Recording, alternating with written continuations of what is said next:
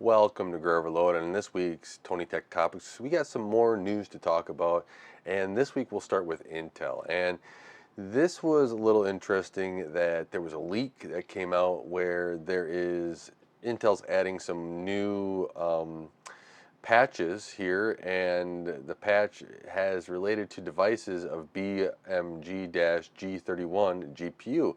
So it looks like that there's some more GPU stuff going on here from Intel for its compute runtime side of things. And adding these device IDs, I expect that at some point we should see some devices.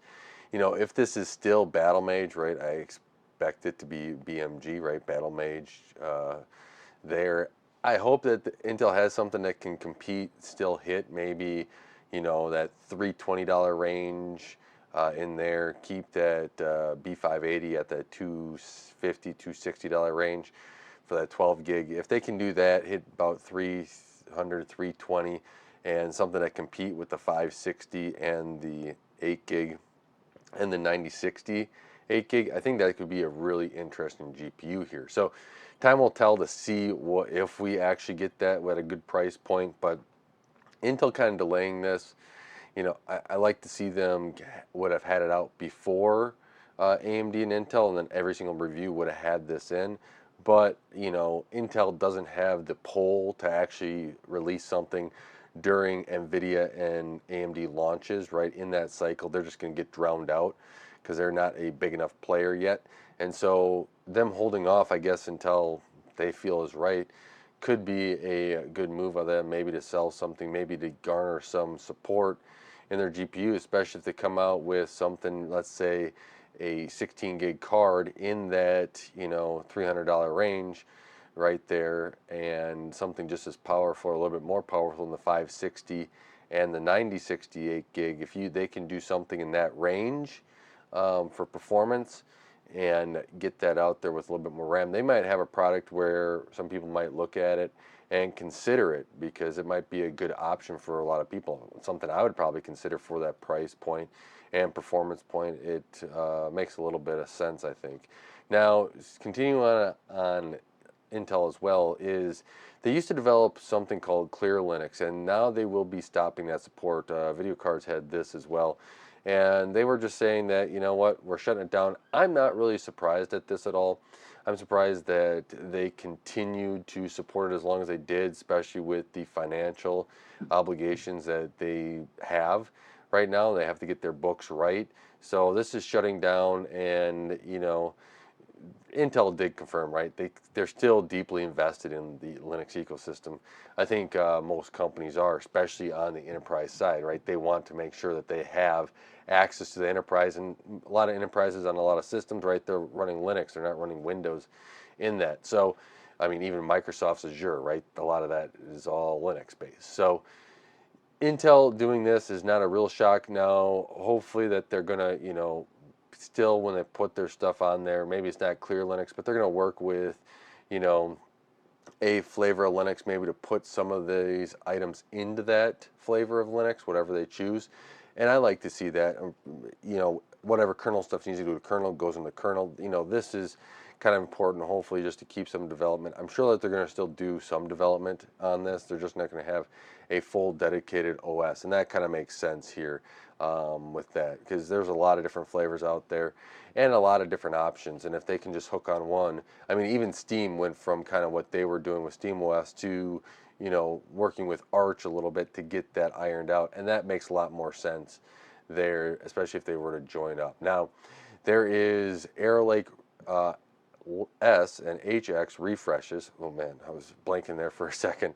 And this just looks to be some higher clock speeds. It's interesting that they're coming out with just a, you know, refresh here. I was going to expect that they were going to, you know, just wait until the next generation, but it looks like we're going to get something here before Nova Lake. And maybe this helps them. You know, maybe this kind of goes and puts them in of, hey, you know what, we're giving you something a little bit more if you're on our CPUs already, a little bit of an upgrade path before we kill the motherboard. Maybe this is it. I don't know what they're doing here, but, you know, it's interesting to me, you know, for that, right? Getting these out, or yeah, 18, yeah, because this is 1851, and the next one, Nova Lake, is supposed to be 1945. So you're getting a refresh of it's rumored to be instead of just 200 series, it's going to be the 200X. I'm guessing that X is going to be an additional number to differentiate it, but you get a little bit more life. I don't even know if I can call this another generation on it. I don't think I can. I just give you an option for a little bit faster CPU if you're on that platform, you want to squeak a little bit more power before jumping to a new motherboard platform. Intel's going to give that to you, and at least they're giving you at least a little bit of something here, because man, it was it's not been great on Intel supporting their CPUs for like AMD has on their motherboard generations. Just AMD's done a really great job, and we have to congratulate AMD on this, because it's been impressive, and I like what they're doing here. So Intel Nova Lake AX. So rumor has it from video cards here, and this was Jakin. Sorry if I butchered that. He said it is something that looks to be competing with Strix Halo from AMD.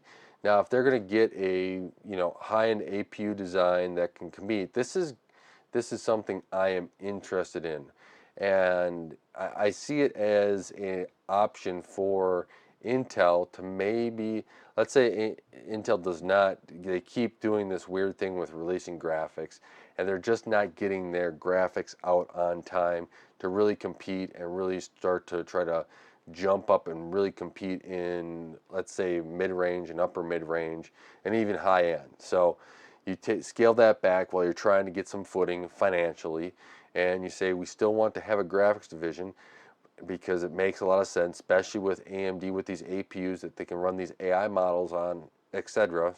And you go through this and you start thinking, okay, instead of putting this on just a GPU, we'll go through and we'll throw it on an APU. And maybe this is how Intel kind of grows their GPU division, and be able to make it profitable and something that can really support in games. Because let's say you give something a chip like this, and you've seen with the Strix Halo, you can have some really great performance overall, and it's on one chip, so you don't have to deal with the muxes and stuff and everything else that you need with the motherboard, all the extra VRMs, memory, and everything else there. You just throw on one chip, one memory system there, and then it has access to all that, unless there's let's say HBM or GDR just for the chip itself. Who knows, right?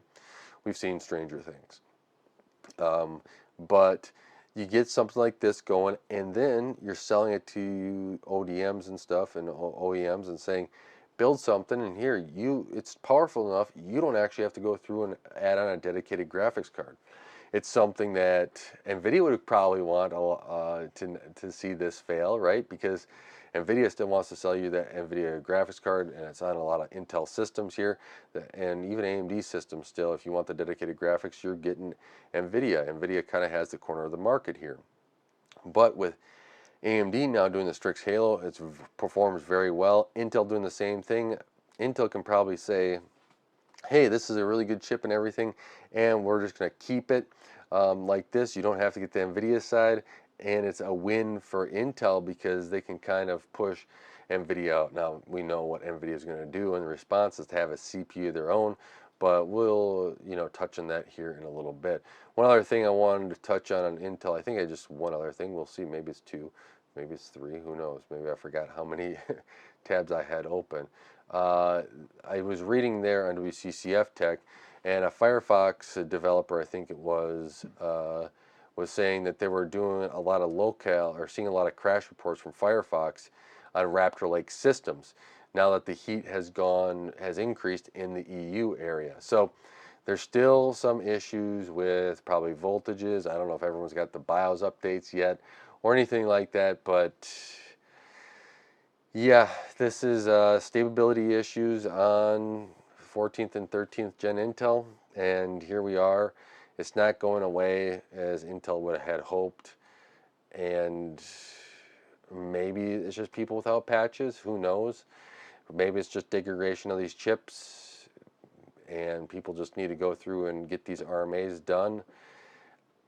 Intel should have been more proactive on this, I think, but here we are. I it's a shame, right? Because you want a stable system, and even though Intel's done these updates, my kids have a 12th gen, so it's not really affected by all these instabilities because we don't push it, and I haven't overclocked that thing at all, so it's should be fine. And I haven't updated it, and I kind of wanted to throw a later chip in there, but even with these, maybe some of these have that patch and they're still unstable after a period of time.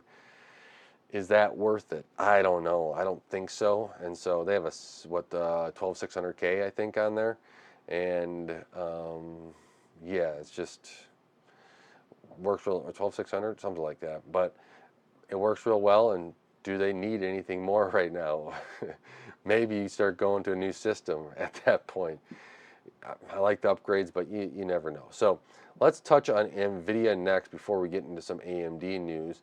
And we'll start with, I was looking here, and there's not much for Nvidia if I recall. But one is that Hopper is able to be, the H20s can be sold to in China again. The U.S. has lifted a ban on this, so assured, Nvidia that licenses will be granted, and they'll be able to hopefully start deliveries soon. So that's good news for Nvidia, be able to bring in some more income for them as well, and they're probably excited about that there. So it'll be interesting to see, and as we talked about the Nvidia CPU, I want to touch on that a little bit, right? Because Nvidia probably wants their CPU to kind of take off and really have an APU that competes with Intel. We'll see how that goes, right? I said I was going to mention it in the Intel, or here while I was talking about on the Intel side, because if Nvidia is able to do that, they can actually maybe try to push Intel out of spaces right now. I think the most vulnerable maker, even though Intel has had that corner of the market in mobile for a long time, is Intel, right? Because as AMD comes with more efficient chips and is in there, they're in the gaming handhelds predominantly. I know Nvidia is probably going to want to get in there too, but I'm guessing they're going to want to get into laptops mostly here, because there's a lot of laptops sold, and as AMD's coming out with more efficient chips, more and more manufacturers saying, yes, we're going to build chips with the AMD side, and Intel's just, not quite having the impact that it once did.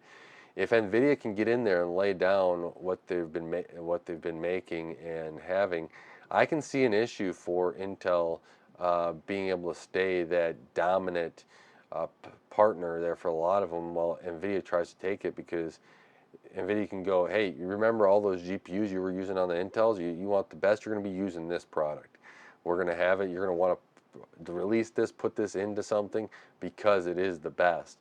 And we need you to make X amount if you want to have access to maybe a discrete GPU you want to add to an AMD or an Intel system. I can see Nvidia saying something like that. Well, you say, well, Nvidia would never do that.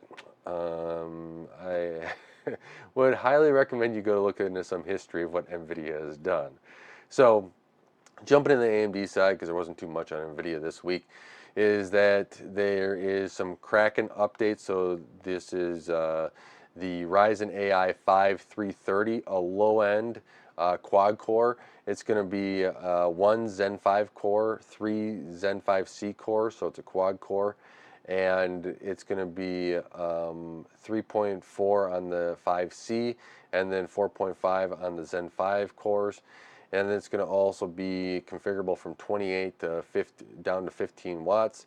And I believe this was also going to have how many GPU cores? I think it's an 820, so 2 CUs on there. And I think it also has, if I recall right, it also has the NPU on it, the latest one, I thought.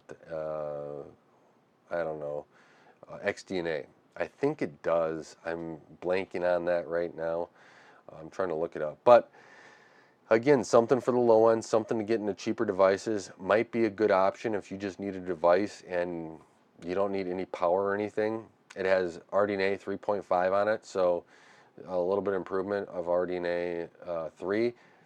This may be something where if you see it in the system, it might make some sense. So wanted to point that out, and I'm actually excited to see what devices kind of come in there and where they compete in price. So we'll continue on to some AI stuff with the Radeon AI Pro R9700, right? Not the 9070. For some reason, AMD did it slightly different. But this card now that is coming out going to be 32 gigs of memory, and it looks like it's only going to be around $1,250 to $1,300 is what some prices have gone out. And so we don't, AMD has not confirmed this yet, so it could be way different. But if that's the case, that's going to be a nice workstation card for a good price. Tech America had it at that price, right, about $1,244 to $1,267 according to WCCF Tech. That's a U.S. store. If they can do something like this, it could be something quite impressive, quite something where, you know what, for 1,200 bucks, that's a good deal. We're going to do it. We're going to do some AI inferencing, AI, stuff, work stuff, whatever you want. And it is something we can get into for a little bit cheaper than the Nvidia counterpart. So that's something to take in consideration if you're there. Speaking about getting yourself into, something for modeling or whatever else you want to use AI, let's say you want a lot of cores. That's going to be the Threadripper 9000. July 23rd, you can start buying that 64, my bad, 96 core, 9995 WX for $13,000 if you want it. So yeah, it's supposed to be a 30% improvement over the 7995 WX. There's a 64 core for $8,500, 32 for 44, 24 core for 31. And then if you jump into the non-WX ones, the 64 core is 5,300, and then 32 core is 2,600, and the 24 core is 1,600. Man, that, and B&H had some of this pricing in there, and WCCF had it all written, or Video Cards, my bad, Video Cards had it all written out here.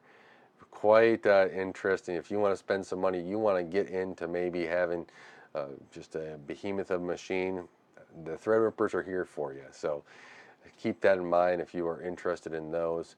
Speaking about shipments resuming, Nvidia had the green light, as we said, to sell from the United States to sell into China some of the AI cards. Nvidia, we're talking about AMD.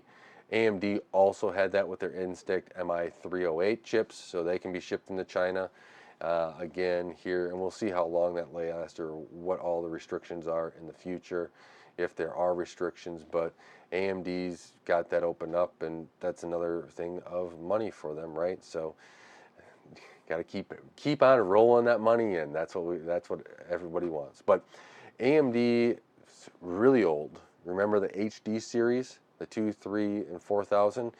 There is driver updates in MESA. So MESA 25, on Linux, you have that option, and there's still some updates here. That's pretty impressive. New driver fixes. I have to say, pretty impressive. I just want to mention that because I'm shocked that somebody still is considering that. But at least, somebody is paying attention and says they have the cards and they said, we want to still support these. Now, a couple things I'm going to end on here is some more rumor stuff. So I was reading here, WCCF Tech had this, and there was on a forum here someplace, and Tech forums, and there were some rumors going up that there's going to be a lot more computing units. They were saying 96 here for whatever we're going to call it, RDNA 5, UDNA, I don't know yet. Let's do it. And there's going to have, 32 and 64 CU variants as well. So we should get some performance improvements as well on these cards. I like to see maybe we'll get AMD kind of hitting that flagship model on this, and as we get closer to seeing AMD get UDNA on everything. So if UDNA comes down, and UDNA is from your compute side of your, let's say that is, I don't know if MI400 or MI500 is going to be it, but let's say those go to UDNA, I expect to be able to create some very high tier cards from AMD, however much they want to charge for those on down. I'm sure there'll be like Nvidia where they don't charge for everything, right? They don't give us the most powerful chip, but or whatever they do, maybe they do some, you know, chiplet configuration that is able to do this, but I expect something like that in the future as they do. You know, you're working on this and they should be able to iron it out by that, but that's something I would like to see AMD get back into, is a high-end, get a high-end mid-range and entry tier, get those out, have your APUs, fill in the ultra low end. I think that would be a great option overall. And then I was listening to, before I get into that, WCCF Tech was looking at some of a German retailer and looking at the Mind Factory GPU sales. So it's not like thousands of GPUs, right? It's only, what, just over 1,000 or so GPUs here sold. But the 9070 XT and 9060 XT seem to be selling pretty well, followed by the 5060 Ti and the 5070. So, and then after that you get the 97, 50, 80, 5070. That's a little just interesting to me, just something to note. I wouldn't say it's the end-all be-all on this, but I would say, hey, it's something that we should continue to pay attention to and go from there. Now, PlayStation and next-gen Xbox, Zen6, all that stuff, a lot of it was here leaked this week. Moore's Law is dead. That's who I saw had it first leaking. I don't know where everyone else saw it, but I am interested to see how well this performs, right? One thing is that there was a chip that he was talking about that may be a PlayStation 6 CPU.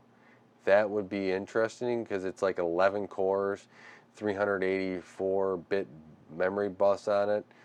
Is that what, Sony and Mark Cerny are looking at? We'll see in the future. Is it something, maybe close to what the Xbox is doing as well? There was a Magnus one that had 80 compute units.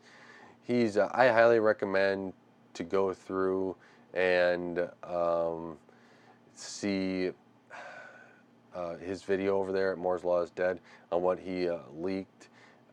You'll go through it. You can talk about the core counts and stuff over there.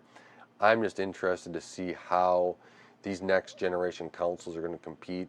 I have wanted to build like a console equivalent, see if I can get one for $800 and see, maybe I'll still do that and build something here. I really want to, right? I want to replace my desktop, want to build a little machine. It's all made of, I'm not made of money, so I got to price that all out. But it's something that, I want to see where it is. But the Zen 6 stuff looks pretty impressive.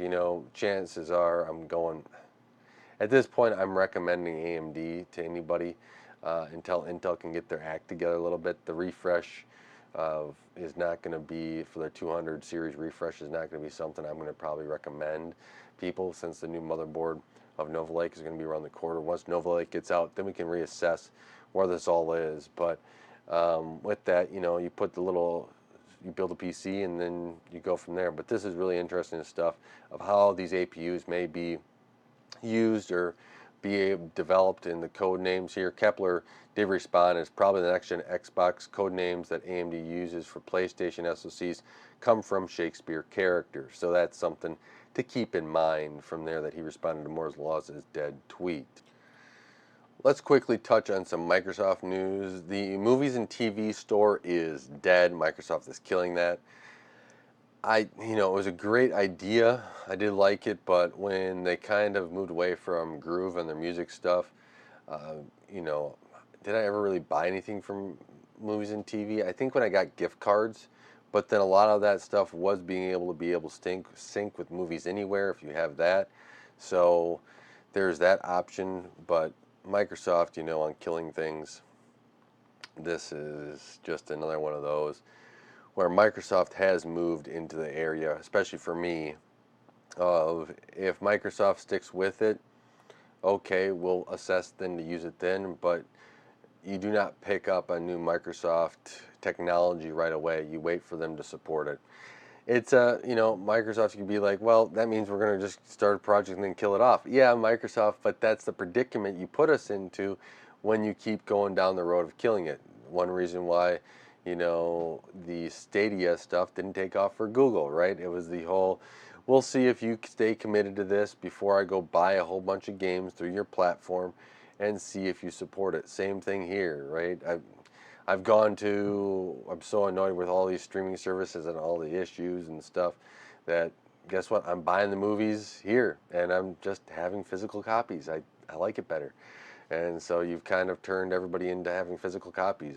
A lot of these companies, which I think is better anyways. Let's get back to the thing of ownership. So we'll talk about this with the driver updates for Microsoft 25H2. So they want to continue to make drivers better, less crashing, more stable system, right?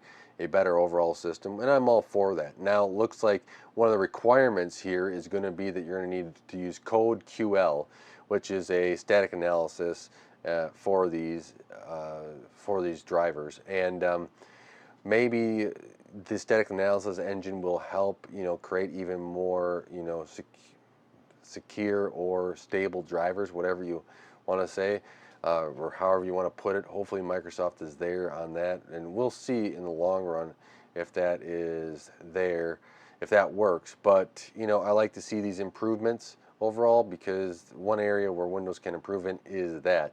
On the same side, Microsoft, they want to make drivers better, right? I like that, but on the same, this is one of those, come on. It's disappointing. I was on Bleeping Computer and looking at this, and they said the Windows Firewall has error logs. So it takes a Windows Firewall how do they put this? So Microsoft has mistakenly tagged an ongoing firewall error message bug that's fixed in a recent update. So this is one of those things that the firewall has an error message, right, in Event Viewer, and it's not actually failing, but it's a bug. This is just one of those things with Microsoft, and I don't know.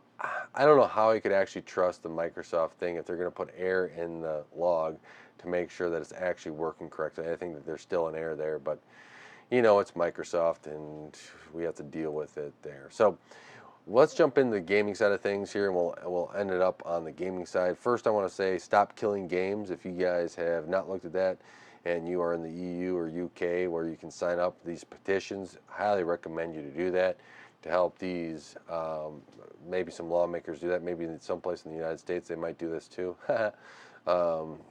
We can always hope over here and try it, but sometimes our politicians don't seem interested in protecting users as much. But I think it's a good initiative. We've said on this channel before that just killing off games and stuff, I look at it as a deletion of artwork and hard work from developers, and more importantly as well for gamers that have bought those products and supported them to just be deleted and not be able to use them anymore is wasting their hard-earned money that they decided to pay, and then play the games and enjoy, and just to remove. And then I have the whole thing of all this stuff being deleted, and you can never share that with anybody ever again because it's gone forever.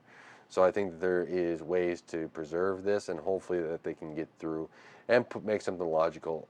I'd like to be able to see companies just do this on their own, but it's sometimes a lot of companies seem to be just hitting their head against a stone and thinking that they're giving their customers the best possible objects, and they just polish that stone that they just hit their head against and say, see, it still looks perfect, it's just beautiful, you'll still like it.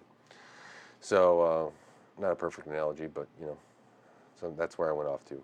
The promotional material for Battlefield 6 is confirming the title. It is Battlefield 6. So that was sent out to some people here, and sponsored by EA on some tweets by DoM49. pretty cool. Battlefield 6, even though we've had how many Battlefield released, so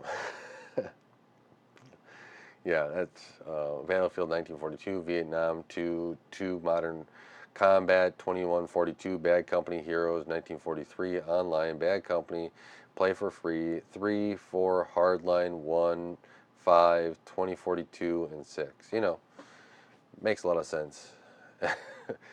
If you have not already, go on Epic Games, you sign up for it.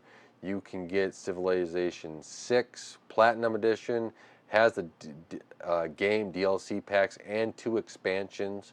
So that's what, like $80 normally, and you can get that for free this week. Really good deal. If you've wanted to play the Civ games, you can get started in playing it.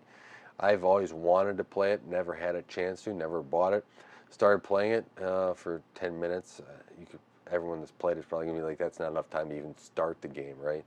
Well, I had 10 minutes. I played it. It was interesting. I really liked it so far from what I've seen, and I got to get back to it at some point. So we'll see when that is. But it was fun for the short period of time I was able to try it out. Now, Cyberpunk 2077. We're going to first talk about, it's supported on Apple's M series, and so the M series down to the M1 meets the minimum requirements for Mac, so you can place Cyberpunk 2077 on that.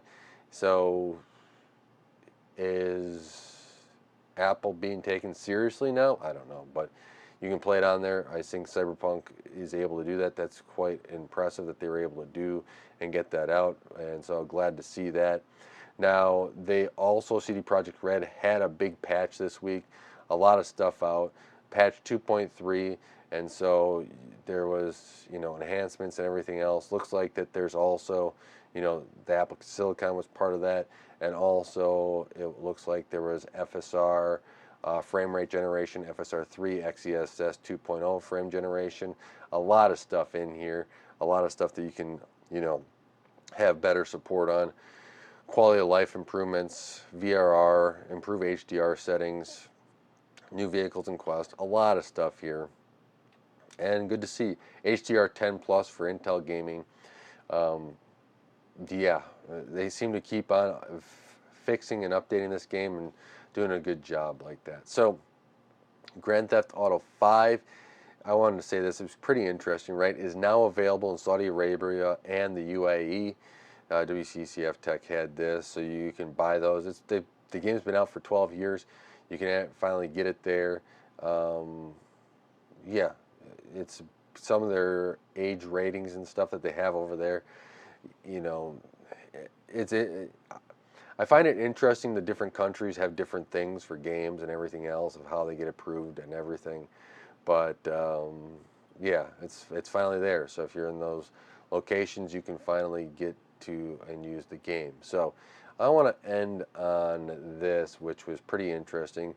Monitors Unboxed, right? Hardware's Unboxed has the Monitors Unboxed side, and they were talking a little bit about MSI and their OLED monitors. And I had a friend that just bought, what was it, like the 322 something? I can't remember. I know it's 322. I don't remember exactly. But there was there's going to be a new new HDR mode on the MSI OLEDs.